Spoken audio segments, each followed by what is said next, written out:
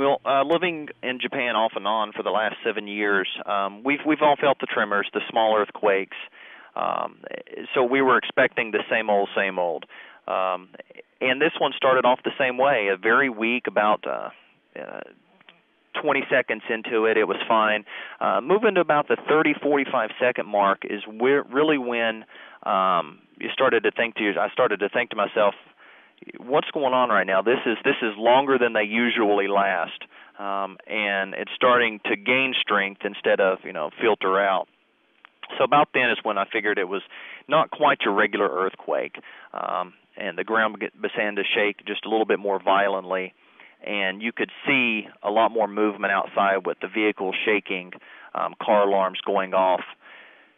And it just kept going. And about a minute 30, right at the 2-minute mark, there's nobody talking to each other. There's just the concerned look on their face, and you would make contact with somebody across the room, and it wasn't the fact that you had to say anything because they were looking the same way you were. And is this really happening right now? Are we really experiencing this event?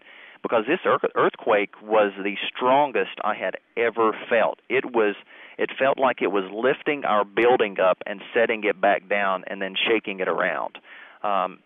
It lasted between 3 and 4 minutes, which it felt like forever. It never seemed to stop. It continually built, and you didn't know at what point it was going to stop, or was this the one that didn't stop? So I think for us, as the event was going, thousands of things were going through our head. What do we do next?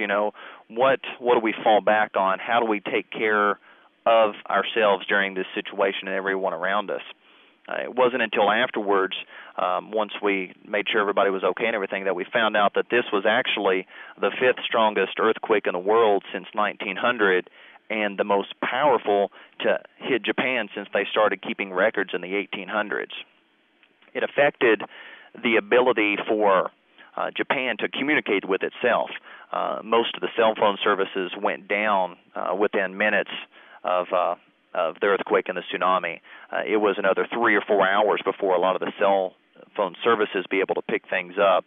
A lot of the communications within the base here on Misawa, they actually went down, and we were only able to communicate through some texting capabilities on phones and some of the internet browsers on the phones as well.